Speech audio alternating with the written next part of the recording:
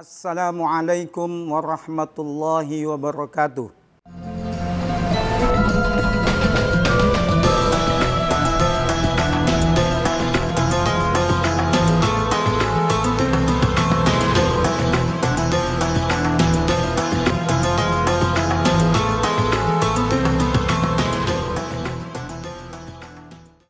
Bismillahirrahmanirrahim.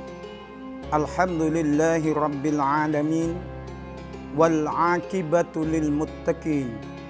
Asyhadu an la ilaha illallah wahdahu la syarika lah. Dzul quwwatil matin. Wa asyhadu anna sayyidana wa maulana Muhammadar Rasulullah sallallahu alaihi wasallam as-sadiqul wa'dil amin.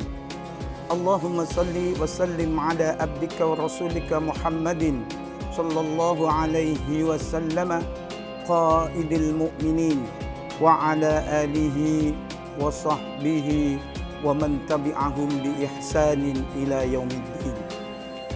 Ma'asyiral muslimin, pemirsa yang budiman yang dirahmati oleh Allah Subhanahu wa taala. Puji syukur hanya kita panjatkan kehadirat Allah Rabbul Alamin. Salatullah wa salamuhu kita sanjungkan kehadiran baginda Rasulullah sallallahu alaihi wasallam. Pada kesempatan yang berbahagia ini, marilah kami bawakan sebuah tema yang terkait dengan menggapai rahmat Allah Subhanahu wa taala. Suatu ketika di kerumunan para sahabat, Rasulullah mengatakan, la yadkhula ahadukum al-jannata bi amalihi. Qalu wala anta ya Rasulullah. Qala na'am illa ayyataghammadani Allah bi rahmati. Rasulullah sallallahu alaihi wasallam mengatakan di kerumunan sahabat, wahai sahabatku, jangan kau kira kau bisa masuk surga Allah hanya mengandalkan amal semata. Kemudian para sahabat mengatakan, qalu wala anta ya Rasul. Kalau demikian ya Rasul, Anda pun juga tidak bisa masuk surga Allah dengan amal semata. Kemudian Rasulullah mengatakan, qala na'am. Ya, aku pun juga gitu. Tidak akan bisa masuk surga Allah hanya mengandalkan amal semata.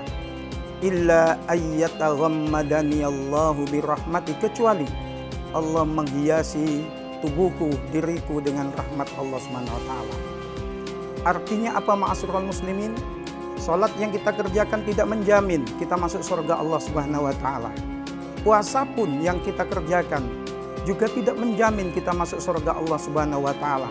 Zakat pun yang kita laksanakan tidak akan menjamin kita masuk surga Allah. Bahkan haji pun, umroh pun yang kita lakukan tidak menjamin kita masuk surga Allah Subhanahu wa taala.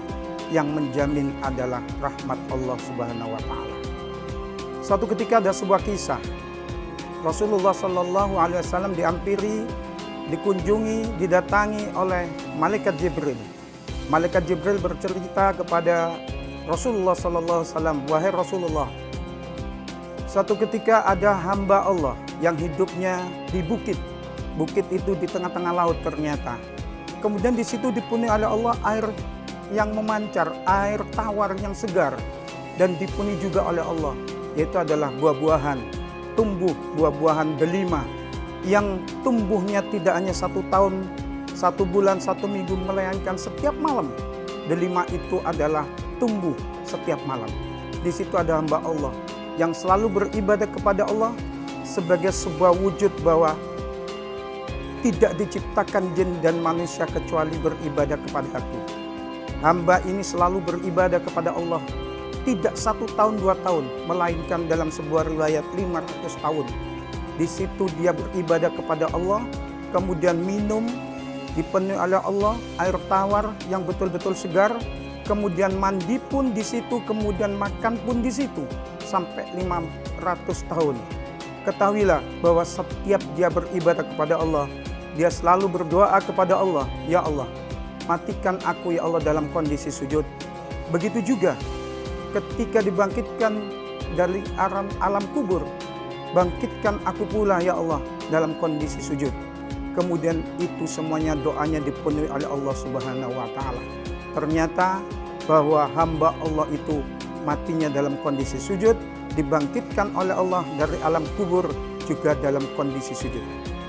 Kemudian ketahui setelah mati dalam kondisi sujud, kemudian bangkit dalam kondisi sujud, kemudian Allah merintahkan kepada para malaikat, sambutlah hambaku ini dan masukkan ke dalam surgaku karena rahmatku. Wahai hambaku, kata Allah kepada hambanya ini, masuklah kamu ke dalam surgaku karena rahmatku. Kemudian seorang hamba ini tidak mau, ya Allah, jangan kau masukkan aku di surgamu karena rahmatmu ya Allah. 500 tahun lamanya aku beribadah kepadamu ya Allah.